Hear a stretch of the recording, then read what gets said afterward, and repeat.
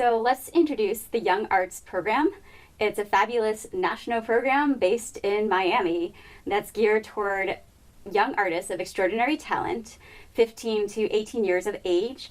They could be visual artists, they could be musicians, they could be actors, they could be dancers, writers. Any sort of art form essentially is being supported by Young Arts.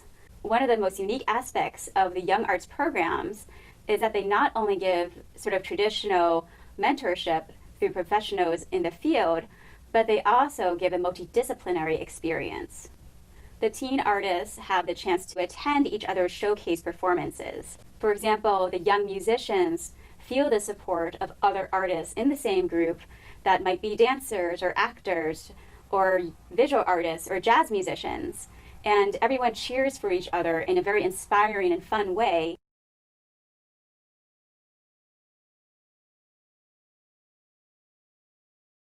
As artistic director of the 2019 Classical Music Miami show, I wanted to broaden the perspectives of the young musicians by giving them a non-traditional concert experience. I called the initial inspiration Dream Machine, in which the young artists imagined themselves in a whimsical dream world. Together with a creative team, the team of C's, we developed this idea of Dream Machine, which included both traditional and avant-garde music pieces, as well as choreography and projection animation design. I couldn't have done it without our terrific creative team. As many of you know, Christina is a walking encyclopedia of musical repertoire. She had the students perform not only pieces that they already knew by heart, but also learn and memorize new pieces of repertoire. Included on the program were some modern pieces, such as Avlinger's Mother Teresa, in which case the pianist has to mimic the rhythm of Mother Teresa's speech exactly, and also a piece which featured coffee grinder.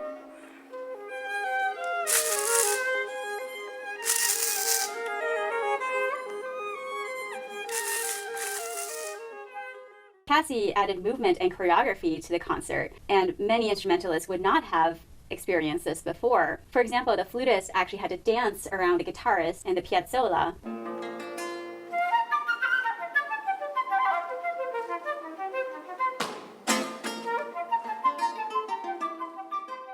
We also rearranged the Paganini caprices. Instead, for solo, we had them play duets.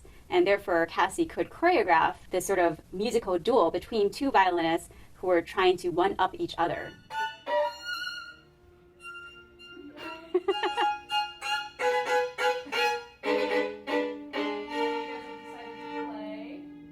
We're gonna have fun.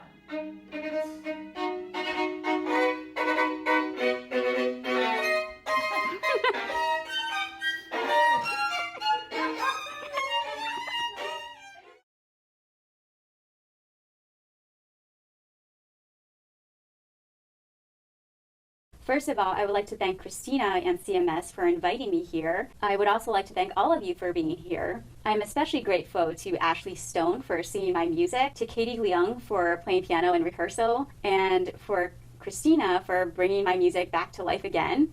Ashley has such a lovely voice and is actually the type of voice that I had in mind while composing 6 Gupta songs. Katie did a wonderful job in a recording back in 2018, where she and Ashley recorded these 6 songs, and sometimes brings out the piano as accompaniment, sometimes as equal partner to the voice in a wonderful way. And thanks to Christina, I have the opportunity to hear these songs performed again. So with 6 Gupta songs, I have my program notes, and I'll give you a little bit of information from them. 6 Gupta Songs was commissioned by the New York State Music Teachers Association, as well as Music Teachers National Association. It was a collaboration with poet Deepali Gupta, whom I met at the BMI Musical Theater Workshop back in 2012. I found that Deepali's poetry was delightful. The playful and light tone really resonated with my musical style. The first song, Moon, reminded me of a familiar saying of Eskimos having 50 words for snow, which I have yet to verify, but it seemed that moon described many aspects of the moon, and yet despite all of these descriptions, not one could encompass the moon's totality. I feel the majority of life is like this, impossible to completely label or categorize, and there are things in life that will always elude and surprise us, and it's the spirit of wonder that really resonated with me when I read Gupta's poem, Moon. Number 2, truth seems to center on generational and gender differences between a young girl and an old man. Generational differences can be felt in terms of how we experience time. For example, the slowness, the patience of the older generation as opposed to the young, as well as what's considered to be acceptable behavior by each generation. The old man does not directly answer the girl's questions. Instead, he says that she has to seek her own truth. The ostinato in the piano accompaniment creates a sense of circular thinking without clear answers. Number 3, a vision describes a daydream. The music captures the enthusiasm of the dreamer and the freshness of the moment. And number 4, ends and beginnings, features young love. The narrator follows her own heart, only to be led in circles until she realizes the value of ending the relationship.